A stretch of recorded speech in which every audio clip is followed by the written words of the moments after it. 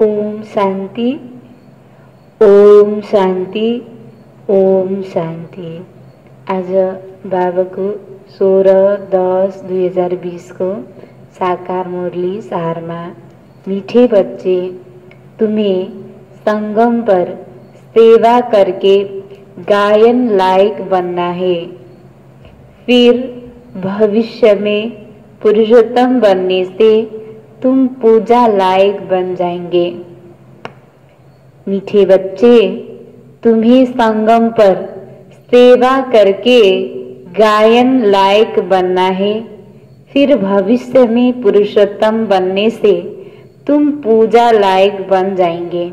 बाबाले आज सारमा भन्नुभयो कि यो संगम युगमा सेवा गरेर गायन लायक बन्नु छ र भविष्यमा पुरुषोत्तम बन्नु छ। त जब हामीहरू भविष्यमा पुरुषोत्तम बन्छौं भने त बल्ल हामी पूजा लायक बन्छौं।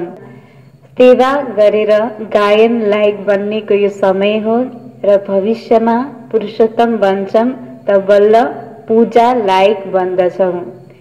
प्रश्नमा कौन सी बीमारी जड़ से समाप्त हो तब बाबा की दिल पर चढ़ेंगे। बाबाले आज प्रश्न सोध्नुभयो, कुन चाहिँ बिमारी जडदेखि नै समाप्त भयो भने तब नै बाबाको दिलमा हामी बच्चाहरू चढ्न सक्छौं। उत्तरमा 1. देह अभिमान की बीमारी। इसी देह अभिमान के कारण सभी विकारों ने महारोगी बनाया है। यह देह अभिमान समाप्त हो जाए तो तुम बाबा की दिल पर चढ़ो। 2. दिल पर चढ़ना है तो विशाल बुद्धि बनो, ज्ञान चिता पर बैठो, रूहानी सेवा में लग जाओ और वाणी चलाने के साथ साथ बाबा को अच्छी रीति याद करो। बाबाले प्रश्न सोध्नुभयो, कुन चाहिँ बिमारी जडदेखि नै समाप्त भयो भने त बल्ल हामी बाबाको दिलमा चढ्न सक्छौं। उत्तर थियो कि 1 मा बाबाले भन्नुभयो देह अभिमानको बिमारी। जब यो बिमारीको कारण नै सबै विकारोले हामीलाई महारोगी बनाएको छ, यो बिमारी जडदेखि नै समाप्त गर्यो भने बल्ल हामीहरू बाबाको दिलमा चढ्छौं।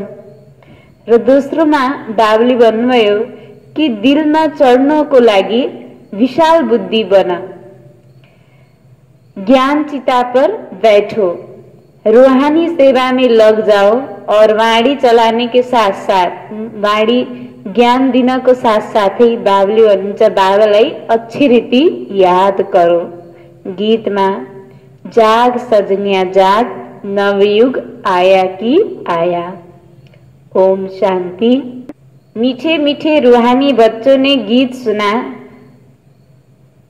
रूहानी बाबा ने इस साधारण पुराने तन द्वारा मुख से कहा। बाबा कहते हैं, मुझे पुराने तन में पुरानी राजधानी में आना पड़ा। अभी तुम रावण की राजधानी में है।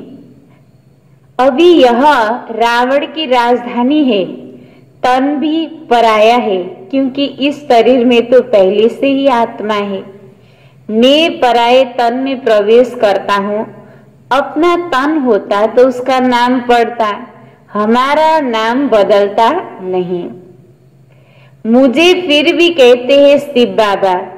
गीत तो बच्चे रोज सुनते हैं। नवयुग अर्थात नई दुनिया सतयुग आया।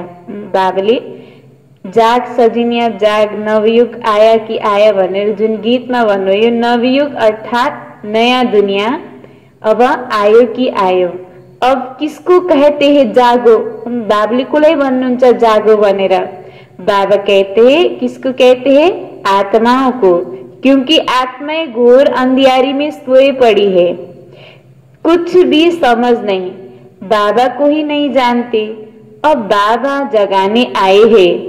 अभी तुम बेहद के बाप को जानते हो, उनसे बेहद का सुख मिलना है नए युग में। शिव बाबाबाट हामीलाई बेहदको सुख मिल्छ नयाँ युगमा। सतयुग को नया कहा जाता है, कलयुग को पुराने कहेंगे। विद्वान, पंडित आदि कोई भी नहीं जानते। कोई से भी पूछो नया युग फिर पुराना कैसे होता है, तो कोई भी बता नहीं सकेंगे। कहेंगे यह तो लाखों वर्ष की बात है, अभी तुम जानते हो हम नए युग से फिर पुराने युग में कैसे आए हैं, अर्थात स्वर्गवासी से नरकवासी कैसे बने हैं। मनुष्य तो कुछ भी नहीं जानते। जिनकी पूजा करते हैं उनके बायोग्राफी को भी नहीं जानते। जैसे जगदम्बा की पूजा करते हैं, अब वह अम्बा कौन है जानते नहीं। अम्बा वास्तव में माताओं को कहा जाता है। आज संसार में जगत अम्बा भनेर कति जगत अम्बा भनेर कति पूजा गर्छ, तर बिचारा मनुष्यलाई थाहै छैन कि जगत अम्बा भनेको वास्तवमा को हो, को हुनुहुन्थ्यो। तो बाबुले भन्छ अम्बा वास्तव में माताओं को कहा जाता है, परंतु पूजा तो एक की होनी चाहिए। शिव बाबा का भी एक ही अव्यभिचारी याद है, यादगार है। अम्बा भी एक है, परंतु जगत अम्बा को नहीं जानते। यह जगत अम्बा और लक्ष्मी है जगत की महारानी। तुमको पता है जगत अम्बा कौन है और जगत महारानी कौन है। यह बातें कोई भी जान ना सके। लक्ष्मी को देवी और जगत अम्बा को ब्राह्मणी कहेंगे। ब्राह्मण संगम पर ही होते हैं। इस संगम युग को कोई नहीं जानते। प्रजापिता ब्रह्मा द्वारा नई पुरुषोत्तम सृष्टि रची जाती है। पुरुषोत्तम तुमको वहां देखने में आएंगे। इस समय तुम ब्राह्मण गायन लायक हो, सेवा कर रहे हो तो पूजा लायक बनेंगे। ब्रह्मा को इतनी भुजाएं देते हैं तो अम्बा को क्यों नहीं देंगे। उनको भी तो सब बच्चे हैं ना। माँ बाप ही प्रजापिता बनते हैं। बच्चों को प्रजापिता नहीं कहेंगे। लक्ष्मी नारायण को कभी सतयुग में जगत पिता जगत माता नहीं कहेंगे। प्रजापिता का नाम बाला है। जगत पिता और जगत माता एक ही है, बाकी है उनके बच्चे। अजमेर में प्रजापिता ब्रह्मा के मंदिर में जाएंगे तो कहेंगे बाबा, क्योंकि हे ही प्रजापिता हद के पिताए बच्चे पैदा करते हैं तो वह हद के प्रजापिता ठहरे। यह है बेहद का। शिव बाबा तो सब आत्माओं का बेहद का बाप है। शिव बाबा हम सभी आत्माओं को बेहद को पिता बाबुले भन्नुहुन्छ। यह भी तुम बच्चों को कंट्रास्ट लिखना है। जगत अम्बा सरस्वती है एक। नाम कितने रख दिए हैं, वही सरस्वती को नाम कति धेरै रख दिएको छ, दुर्गा काली आदि। अम्बा और बाबा कि तुम सब बच्चे हो, यह रचना है ना। प्रजापिता ब्रह्मा की बेटी है सरस्वती, उनको अम्बा कहते हैं। बाकी है बच्चे और बच्चियां है सब एडॉप्टेड। इतने सब बच्चे कहाँ से आ सकते हैं। यह सब है मोख वंशावली। मुख से स्त्री को क्रिएट किया तो रचता हो गया। कहते हैं यह मेरी है, मैंने इनसे बच्चा पैदा किया है। यह सब एडॉप्शन है। यह फिर है ईश्वरीय मुख द्वारा रचना। आत्माएं तो है ही, उनको एडॉप्ट नहीं किया जाता। आत्मा अनादि अविनाशी, तो आत्मालाई एडॉप्ट गरिदैन। फिर अभी मैं आकर प्रजापिता ब्रह्मा द्वारा बच्चों को एडॉप्ट करता हूँ। बच्चों को नहीं एडॉप्ट करते, बच्चे और बच्चियों को करते हैं। बच्चों आत्माओं को एडॉप्ट नहीं करते, बच्चों और बच्चियों को एडॉप्ट करते हैं। बच्चे और बच्चियों को एडॉप्ट करते हैं। बाबली वर्णन मुख से स्त्री को क्रिएट किया तो रचता हो गया। कहते हैं यह मेरी है, मैंने इनसे बच्चा पैदा किया है। यह सब है एडॉप्शन, यह फिर है ईश्वरीय मुख द्वारा रचना। आत्माएं तो है ही, उनको एडॉप्ट नहीं किया जाता। बाबा कहते हैं तुम आत्माएं सदैव मेरे बच्चे हो। अभी मैं आकर प्रजापिता ब्रह्मा द्वारा बच्चों को एडॉप्ट करता हूँ। बच्चों को नहीं एडॉप्ट करते, बच्चे और बच्चियों को एडॉप्ट करते हैं। बाबली वंश कि आत्मा को नहीं, बच्चों को नहीं, बल्कि बच्चे और बच्चियों को बाबा एडॉप्ट करते हैं। बाबले भन्नुहुन्छ यह भी बड़ी सूक्ष्म समझने की बात है। इन बातों को समझने से तुम यह लक्ष्मी नारायण बनते हो। कैसे बने यह सब समझा सकते हैं। क्या ऐसे कर्म किए जो यह विश्व के मालिक बने। तुम प्रदर्शनी आदि में भी पूछ सकते हो। तुमको मालूम है इन्होंने यह स्वर्ग की राजधानी कैसे लिए। तुम्हारे में भी यथार्थ रीति कोई नहीं समझा सकते। जिनमें दैवी गुण होंगे, इस रूहानी सर्विस में लगे हुए होंगे, वह समझा सकते हैं। हम बाबली भन्नुहुन्छ कि सम्झाउने वाला पनि सबै एउटै हुँदैन। सबै बाबली भन्नुहुन्छ कि सबैले सम्झाउने तरिका पनि एउटै हुँदैन। कोहीले कसरी सम्झाउँछ आफ्नो अवस्था स्थिति अनुसार नै सम्झाउनुहुन्छ। बाकी तो माया की बीमारी में फंसे रहते हैं। अनेक प्रकार के रोग है। यो बाबली की वंश यहाँ पनि अनेक प्रकार के रोग है। देह अभिमान का भी रोग है। इन विकारों ने तुमको बहुत रोगी बनाया है। बाबा कहते हैं मैं तुमको पवित्र देवता बनाता हूँ। तुम सर्वगुण संपन्न सुलकला संपूर्ण पवित्र थे, अभी पतित बन गए हो। बेहद का बाबा ऐसे कहेंगे। इसमें निंदा की बात नहीं, यह समझाने की बात है। भारतवासियों को बेहद का बाबा कहते हैं मैं यहाँ भारत में आता हूँ। भारत की तो महिमा अपरम अपार है। यहाँ आकर नरक को स्वर्ग बनाते हैं, सबको शांति देते हैं। तो ऐसे बाबा की महिमा भी अपरम अपार है, पारावार नहीं। जगत अम्बा और उनकी महिमा को कोई नहीं जानते। इनका भी कंट्रास्ट तुम बता सकते हो। यहाँ जगत अम्बा की बायोग्राफी, यह लक्ष्मी की बायोग्राफी। वही जगत अम्बा फिर लक्ष्मी बनती है। बाबले भन्नुहुन्छ कि बच्चा तिमीलाई त थाहा छ, तिमीले बच्चाहरूले बताउन सक्छ कि यही अहिलेको जगत अम्बा नै अब आउने वाला दुनियाँको लक्ष्मी बन्दै हुनुहुन्छ हैन। अहिले यो अहिले पुरुषोत्तम संगम युगमा गरेको अहिलेको सेवा अनुसार नै भविष्यमा उहाँले यस्तो पद पाउनुहुन्छ भनेर बच्चा तिमीले सम्झाउन सक्छौ भनेर बाबले बच्चाहरूलाई भन्नुहुन्छ कि वही जगदम्बा फिर लक्ष्मी बनती है। फिर लक्ष्मी 84 जन्म के बाद जगत अम्बा होगी। चित्र भी अलग अलग रखने चाहिए। दिखाते हैं लक्ष्मी को कलश मिला, परंतु लक्ष्मी फिर संगम पर कहाँ से आई। वह तो सतयुग में हुई है, वह तो सतयुग में हुई है।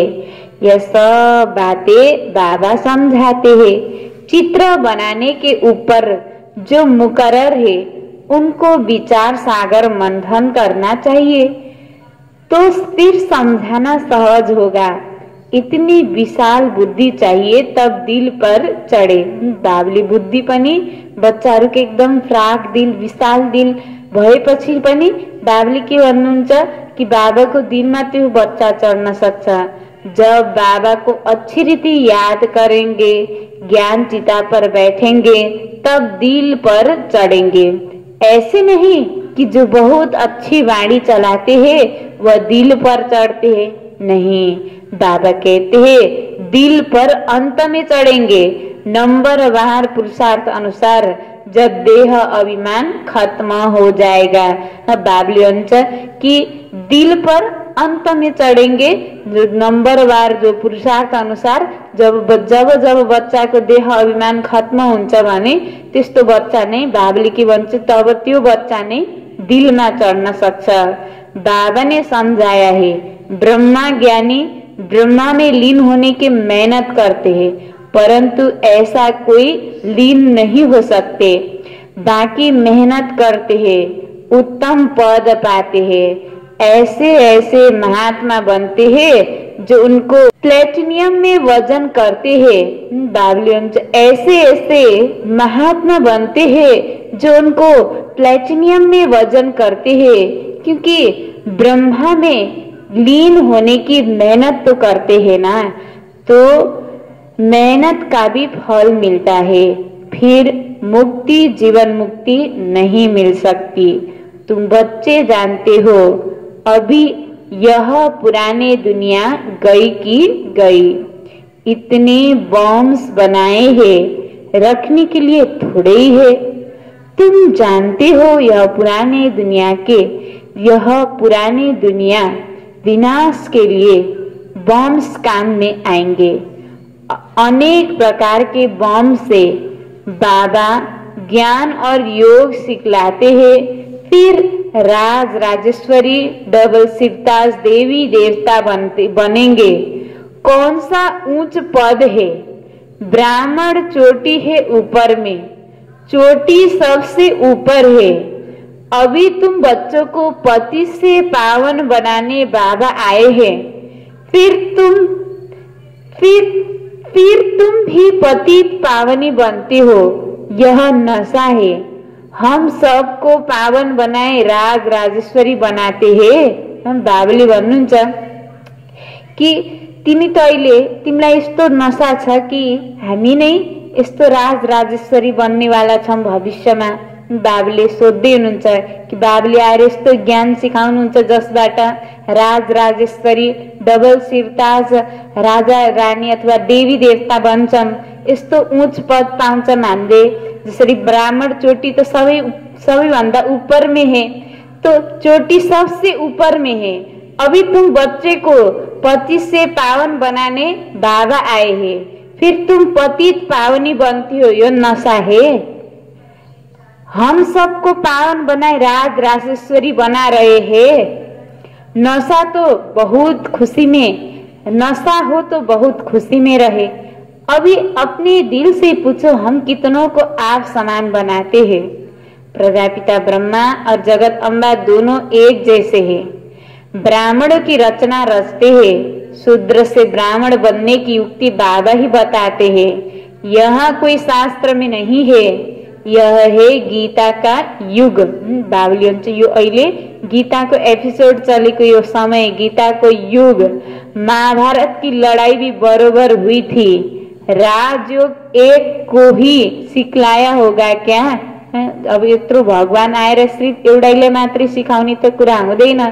राजयोग क्या एक को ही सिखाया होगा क्या? मनुष्य की बुद्धि में फिर अर्जुन और कृष्ण ही है। यहाँ तो ढेर पढ़ते हैं। यो सिर्फ एउटै को लागि मात्र हैन, बल्कि यहाँ यो जो छ राजयोग को पढ़ाई भनेको त यो कति धेरैको लागि छ हैन। गीतामा त सिर्फ अर्जुन र श्री कृष्ण को मात्रै लेखेको छ, तर बाबुले भन्नुहुन्छ यहाँको यो जो पढ़ाई छ, यो गीता एपिसोड को जो यो गीता युग को जो पढ़ाई छ, यो ढेर को लागि हो, सबैको लागि हो। बैठे भी छोटे बच्चे अल्फाबेट पढ़ते हैं हैन। यहाँ त अब बाबुले भन्छ यहाँ त अब कति साधारण हैन, सबै बच्चाहरूले पढ्ने पनि बाबा र बाबाले दिने वर्षाको पढ़ाई। तुम बैठे हो, तुमको भी अल्फाबेट पढ़ा रहे हैं। बाबा र बाबाले जो वर्षा दिने छ त्यसको लागि बाबाले पढाइराख्नु भएको छ। अल्फ और बे यह है वर्षा। बाबा कहते हैं मुझे याद करो तो तुम विश्व के मालिक बनेंगे। कोई भी आसुरी काम नहीं करना है, दैवी गुण धारण करना है। देखना है हमारे में कोई अवगुण तो नहीं है। मैं निर्गुण, हारे में कोई गुण नहीं। अभी निर्गुण आश्रम भी है परंतु अर्थ कुछ भी नहीं। निर्गुण अर्थात मेरे में कोई गुण नहीं। अब गुणवान बनाना तो एक बाबा का ही काम है। बाबा के टाइटल की टोपी फिर अपने ऊपर रख दिए। बाबा कितनी बातें समझाते हैं, डायरेक्शन भी देते हैं। जगत अम्बा और लक्ष्मी का कंट्रास्ट बनाओ। ब्रह्मा सरस्वती संगम के लक्ष्मी नारायण है सतयुग के। यह चित्र है समझने के लिए, समझाने के लिए। सरस्वती ब्रह्मा की बेटी है, पढ़ते हैं मनुष्य से देवता बनने के लिए। अहिलेको हैन वही सरस्वतीले पनि अहिलेको यो पढाइ पढ्नुहुन्छ, भविष्यमा यो देवी बन्नको लागि बाबुले भन्नुहुन्छ कि अभी तुम ब्राह्मण हो। सतयुगी दुनिया, सतयुगी देवता भी मनुष्य ही है परंतु उन्हों को कहेंगे देवता। मनुष्य कहने से जैसे उनकी इंसल्ट हो जाती है, इसलिए देवी देवता व भगवान भगवती कह देते हैं। अगर राजा रानी को भगवान भगवती कहे तो फिर प्रजा को भी कहना पड़े, इसलिए देवी देवता कहा जाता है। त्रिमूर्ति का भी चित्र है। सतयुग में इतने थोड़े मनुष्य, कलयुग में इतने बहुत मनुष्य है। यह कैसे समझाए? इसके लिए फिर गोला भी जरूर चाहिए। प्रदर्शनी में इतने सबको बुलाते हैं, कस्टम कलेक्टर को भी कभी कोई ने निमंत्रण नहीं दिया, तो ऐसे ऐसे विचार चलाने पड़े। इसमें विशाल बुद्धि चाहिए। विशाल बुद्धि सर्भिस को लागि कोलाई कसरी सम्झाउने हैन, यसको लागि बाबुले भन्छ विचार चलना चाहिए। बाबा का तो रिगार्ड रखना चाहिए। बाबा का तो रिगार्ड रखना चाहिए। हुसैन के घोड़े को कितना सजाते हैं, पटका कितना छोटा होता है, घोड़ा कितना बड़ा होता है, आत्मा भी कितनी छोटी बिंदी है, उनका श्रृंगार कितना बड़ा है। ये अकाल मूरत का तख्त है ना, अकाल मूरत शिव बाबा को तख्त। बाबुले भन्नुहुन्छ यो ब्रह्मा को शरीर नहीं कि हो अकाल मूरत शिव बाबा को तख्त। सर्वव्यापी की बात गीता से उठाई है। बाबा कहते हैं मैं आत्माओं को राजयोग सिखलाता हूँ, फिर सर्वव्यापी कैसे होंगे? बाप टीचर गुरु सर्वव्यापी कैसे होंगे? बाबा कहते हैं मैं तो तुम्हारा बाप हूँ, फिर ज्ञान सागर हूँ। बाबा पनि हुनुहुन्छ र बाबा ज्ञानको सागर पनि हुन्छ। तुमको बेहद की हिस्ट्री ज्योग्राफी समझाने से बेहद का राज्य, समझने से बेहद का राज्य मिल जाएगा। बाबुले भन्नुहुन्छ कि बाबा ज्ञानको सागर हुनुहुन्छ। बाबुले हामीलाई बेहदको हिस्ट्री ज्योग्राफी सम्झाउनुहुन्छ र बेहदको जब यो संसारको यो हिस्ट्री ज्योग्राफी जब हामीले सम्झिन्छ भने बेहद का राज्य मिल जाएगा। दैवी गुण भी धारण करने चाहिए।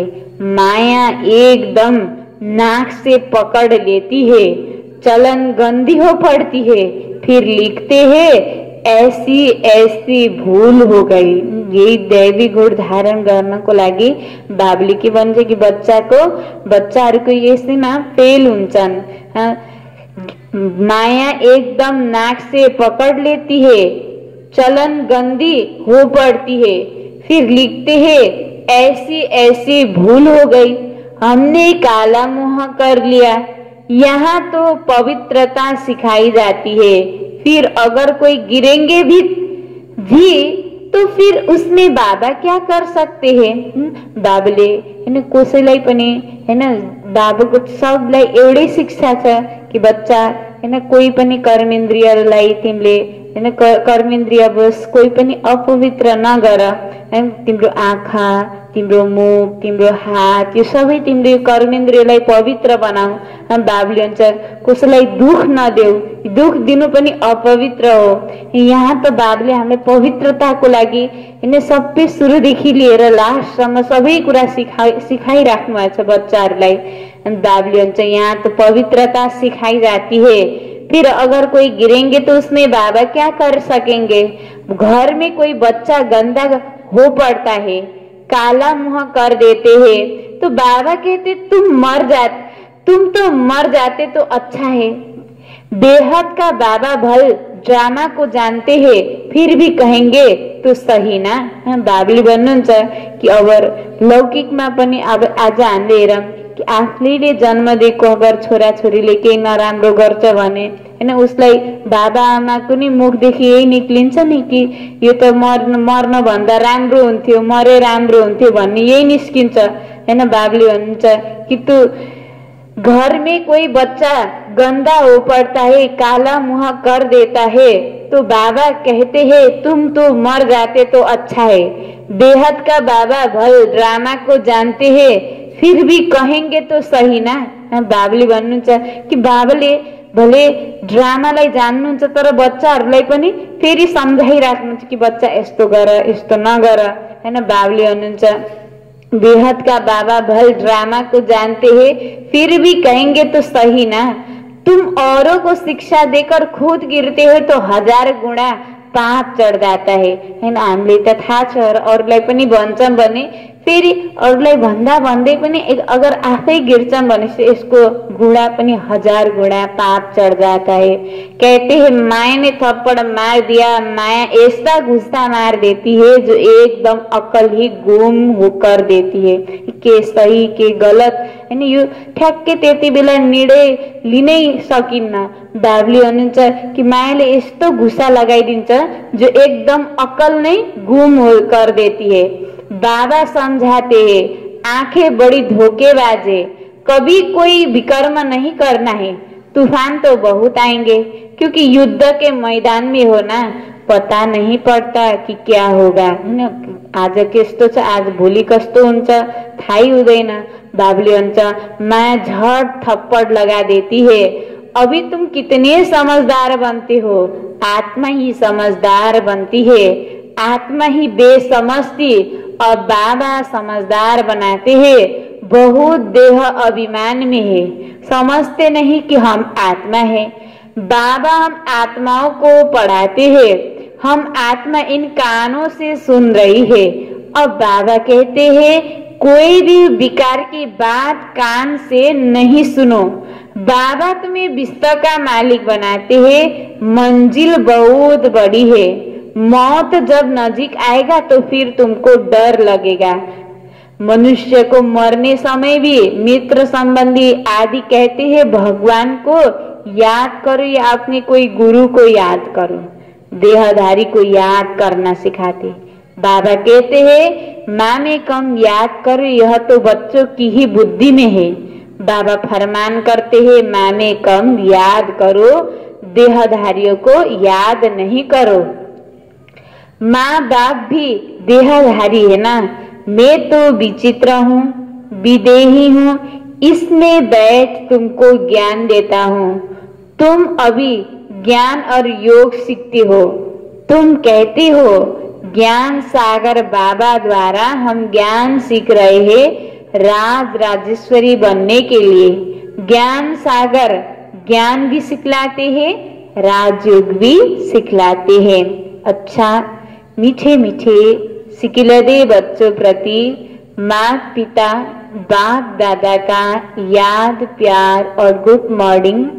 रूहानी बाप की रूहानी बच्चों को नमस्ते, रूहानी बच्चों की रूहानी बाबा को याद प्यार और गुड मॉर्निंग नमस्ते नमस्ते। धारणा को लागि मुख्य सार पहिलो पोइन्टमा समझदार बन, माया के तूफानों से कभी हार नहीं खाना है। आंखें धोखा देती है इसलिए अपनी संभाल करनी है। कोई भी विकारी बातें इन कानों से नहीं सुनना है। बाबुले भन्नुभयो कि समझदार बन, बुद्धिमानी बन र मायाको तुफानबाट कहिल्यै पनि हार नखाऊ। यो आँखा कर्मेन्द्रिय जो आँखा छ त्यो यसको एकदम तिमीले सम्भाल गर। कुनै पनि विकारी कुरा यो कानबाट नसुन। दोस्रोमा अपने दिल से पूछना है, हम कितनों को आप समान बनाते हैं। मास्टर पतित पावनी बन सबको पावन बनने की सेवा कर रहे हैं। हमारे में कोई अवगुण तो नहीं है, दैवी गुण कहाँ तक धारण किए है। बाबुले दोस्रो पोइन्टमा भन्नुभयो कि आफ्नो दिलसँग पूछ, सोध कि मैले आफू जस्तो कति, आफू समान कतिलाई बनाए। मास्टर पतित पावनी सब बनेर सबलाई पावन बनाउनुको सेवा गरेर छुकी छैन। आफूले आफूलाई सोध, मेरोमा के अवगुण त छैन, दैवी गुण कहाँसम्म मैले धारण गरेछु आफ्नो जीवनमा। यो आफूले आफूसँग प्रश्न सोध दिलदेखि बाबुले भन्नुभयो। दोस्रो पोइन्टमा आजको वरदानमा छ, सभी को ठिकाना देने वाले रहमदिल बाबा के बच्चे रहमदिल भव। सभी को ठिकाना देने वाले रहमदिल बाप के रहमदिल भव। सबैलाई ठिकाना दिने वाला रहमदिल बाबा को रहमदिल बच्चा भव। विस्तारमा रहमदिल बाबा के रहमदिल बच्चे किसी को भी भिखारी के रूप में देखेंगे तो उन्हें रहम आएगा कि इस आत्मा को भी ठिकाना मिल जाए, इसका भी कल्याण हो जाए। उनके संपर्क में जो भी आएगा उसे बाप का परिचय जरूर देंगे। जैसे कोई घर में आता है तो पहले उसे पानी पूछा जाता है, ऐसे ही चला जाए तो बुरा समझते हैं। ऐसे जो भी संपर्क में आता है उसे बाबा के परिचय का पानी जरूर पूछो।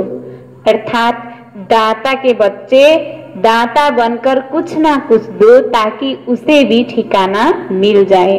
बाबुले भन्नुहुन्छ रहमदिल बाबा को रहमदिल बच्चा है ना, चाहे कोई पनि आत्मालाई भिखारी के रूप में देखेंगे तो उन्हें रहम आएगा।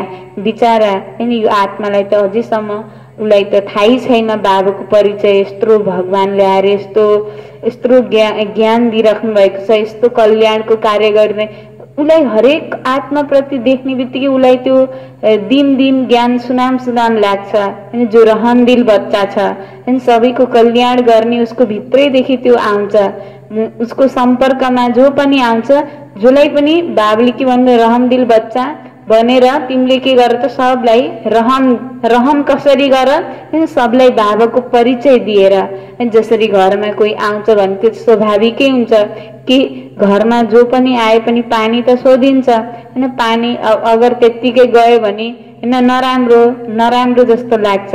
यस्तै हाम्रो सम्पर्कमा जो पनि आउँछ त्यसलाई बाबाको परिचयको पानी हैन जरुर पूछ, जरुर सोध। अर्थात् सोध्नु भनेको नै के हो त, दाताको बच्चे दाता बनेर केही न त केही त्यो आत्मालाई दिनु हैन, तब नै त्यसलाई के मिल्छ त, ठिकाना मिल्छ। रहमदिल बाबा के रहमदिल बच्चे किसी को भी भिखारी के रूप में देखेंगे तो उन्हें रहम आएगा कि इस आत्मा को भी ठिकाना मिल जाए, इसका भी कल्याण हो जाए। उनके संपर्क में जो भी आएगा उसे बाप का परिचय जरूर देंगे। जैसे कोई घर में आता है तो पहले उससे पानी पूछा जाता है, ऐसे ही चला जाए तो बुरा समझते हैं। ऐसे जो भी संपर्क में आता है उसे बाप के परिचय का पानी जरूर पूछो। अर्थात दाता के बच्चे दाता बनकर कुछ ना कुछ दो ताकि उसे भी ठिकाना मिल जाए। स्लोगन, यथार्थ वैराग्य वृत्ति का सहज अर्थ है, जितना न्यारा उतना प्यारा। बाबुले आज स्लोगनमा भन्नुभयो कि यथार्थ वैराग्य वृत्तिको अर्थ भनेको जति न्यारा त्यति प्यारा। ओम शांति। आज सारमा, मीठे बच्चे तुम्हें संगम पर सेवा करके गायन लायक बनना है, फिर भविष्य में पुरुषोत्तम बनने से तुम पूजा लायक बन जाएंगे। प्रश्न, कौन सी बीमारी जड़ से समाप्त हो तब बाबा के दिल पर चढ़ेंगे? उत्तर, 1 नंबर में देह अभिमान की बीमारी। इस देह अभिमान के कारण सभी विकारों ने महारोगी बनाया है। यह देह अभिमान समाप्त हो जाए तब तुम बाबा के दिल पर चढ़ो।